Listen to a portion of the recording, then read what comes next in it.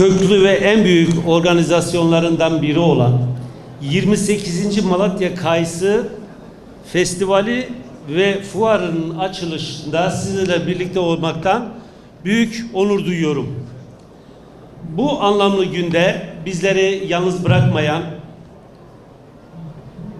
Malatya'mıza teşrif eden Bakanımızı, Tarım ve Orman Bakanımız Sayın İbrahim Yumaklı'yı da şehrimiz adına hoş geldiniz, sefalar getirdiniz diyorum. Dünyadaki en büyük krizlerden bir tanesi biliyorsunuz şu anda gıda krizi.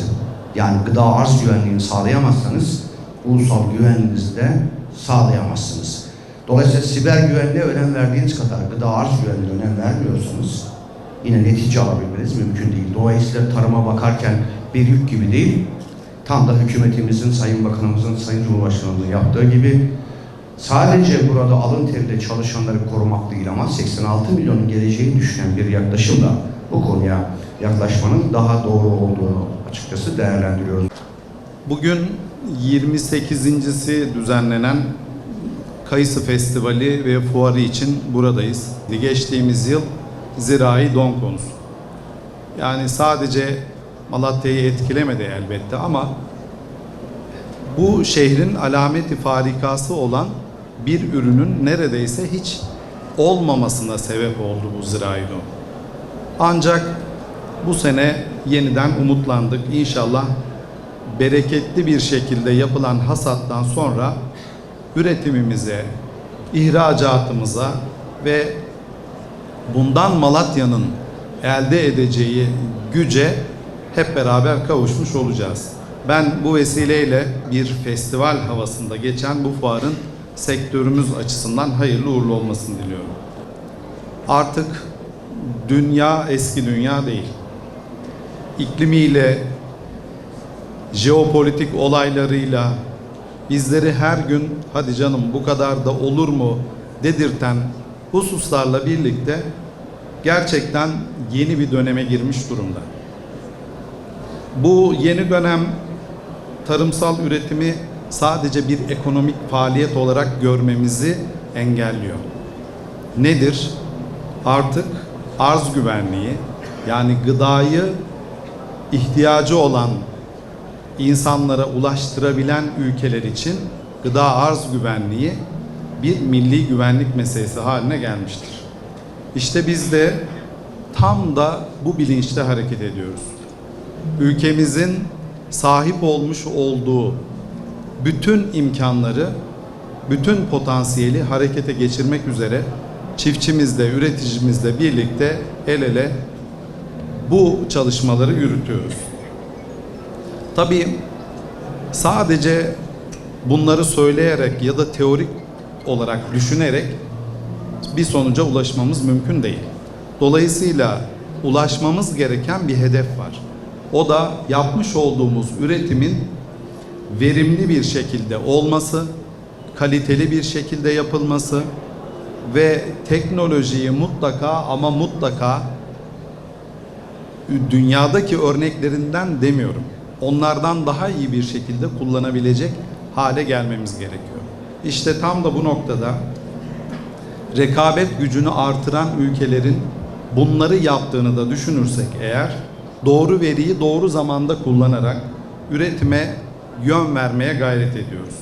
Bunun için biliyorsunuz üretim planlaması, tarımsal üretim planlaması 2024 yılından itibaren hayata geçti. Bu doğrultuda bütün şehirlerimizin tarımsal üretim altyapılarını güçlendirmeye gayret ediyoruz. Malatya'da elbette bu manada önemli illerimizden bir tanesi. Son 24 yılı ele alacak olursak eğer, Malatya'mıza toplam 75 milyar liralık destek, tarımsal üretim yani tarım, orman ve sudan bahsediyorum, destek ve yatırım yapılmış oldu. Su ve sulama alanında 117 tesis hizmete alındı. 403 bin dekarlık arazi sulamaya açıldı ve bunun Malatya ekonomisine katkısı yaklaşık yıllık 7 milyar civarında. Yine kırsal kalkınma projeleri, Orköy projeleri, çeşitli farklı proje hibe ve destekleri yaklaşık 10.000'e yakın bu manada kırsal kalkınma ve Orköy desteklerinden faydalanmış oldu. Biliyorsunuz yine kırsal kalkınmayı gerçekleştirmek üzere Avrupa Birliği ile hükümetlerimizin o yarı yarıya paylaşmış oldukları fonlar, yani İPART fonları dönem dönem çağrıya çıkıyor. 10. çağrıda, başvuru çağrımızda Malatya'dan başvuran 8 proje yaklaşık 100 milyon lira hibe desteği alarak inşallah kabul edildi. Bu 100 milyon sadece hibe desteği. Bunun yatırıma dönüşmesi 2 katı kadar olacak. Şimdiden Malatya'mıza hayırlı uğurlu olsun. Tabii Malatya kayısı başta olmak üzere toplam 53 ürünü coğrafi işaretle tescil ettirmiş durumda. Bu manada bu bilincin yüksek olduğu bir ilimiz.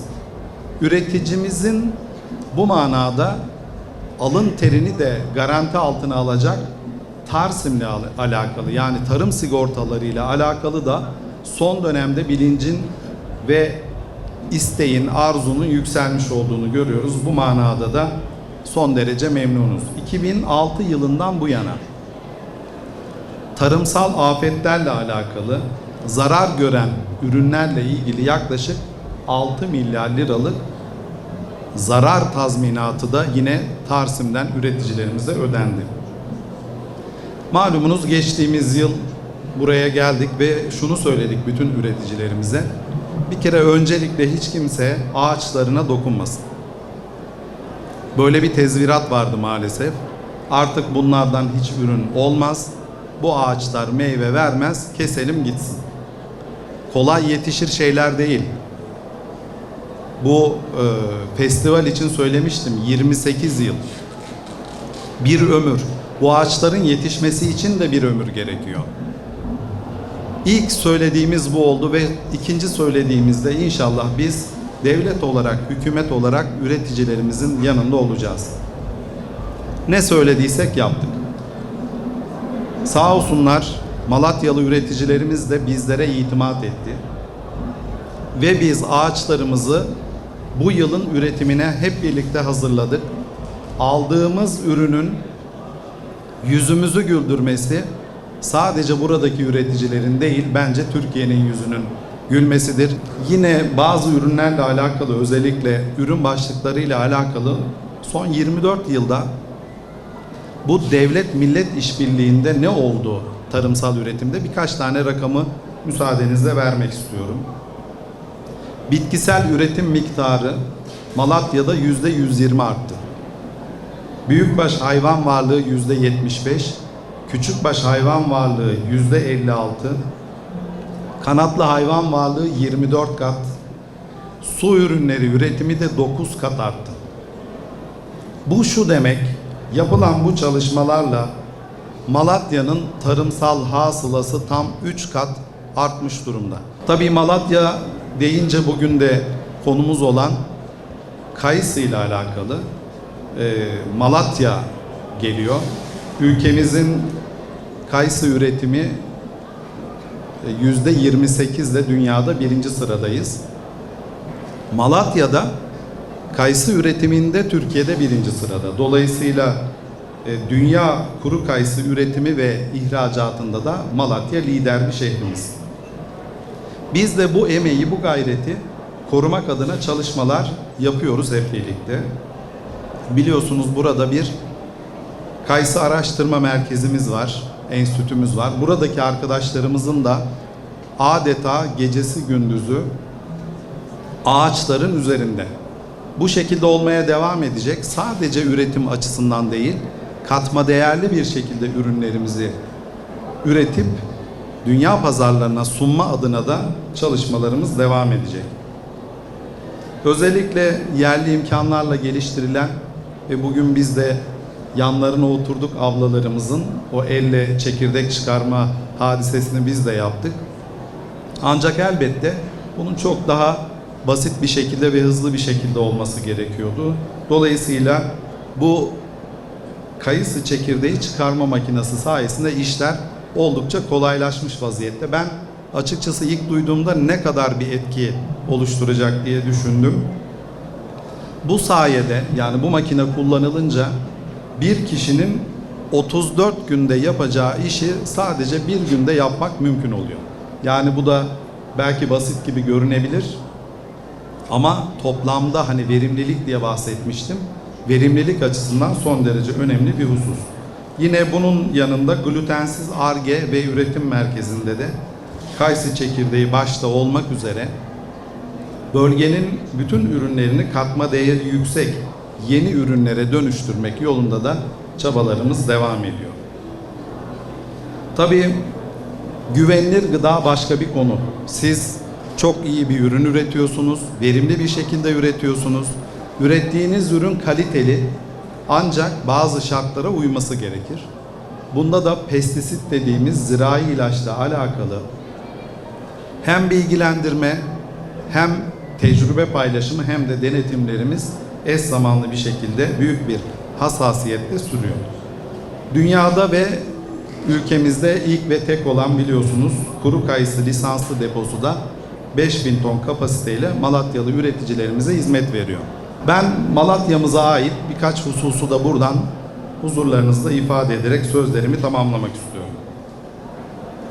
Toprak Mahsulleri Ofisi tarafından Kayseri yolunda organize sanayi bölgesi yakınında 4000 metrekare kapalı alana sahip 20.000 tonluk hububat depolama tesisi inşaatında son aşamaya geldik. Bu da buradaki üreticilerimize hayırlı uğurlu olsun. Yine su ve sulama yatırımlarımıza devam ediyoruz. Hepinizin malumu Battalgazi ve Yeşilyurt'un içme suyu altyapısını güçlendirecek bir proje çalışmamız vardı. Bunda da bu projenin gerçekleştirilmesiyle ilgili çalışmalara başladık. Yaklaşık 3.6 milyar liralık bir maliyette inşallah bunu da kazandırmaya gayret ediyoruz. Yine Doğan Yol'a hizmet verecek olan gölet inşasına başladık. Malatya içme suyu ishale hattının birinci kısım kapsamında biliyorsunuz tamamlandı 1.2 milyar liralık bir bütçeyle. Sultan Suyu Barajı'nın rehabilitasyonu deprem zamanında beni en çok korkutan açıkçası Sultan Suyu ile ilgili acaba herhangi bir sorun olur mu sorularıydı ve endişesiydi. Hamdolsun hiçbir problem olmadı.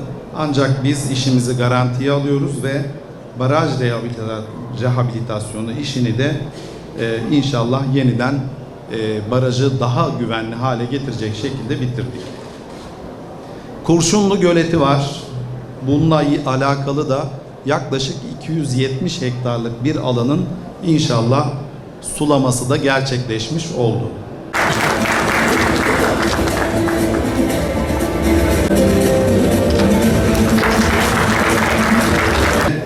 Açılış için kurdeleyi Ya Allah Bismillah diyerek keselim.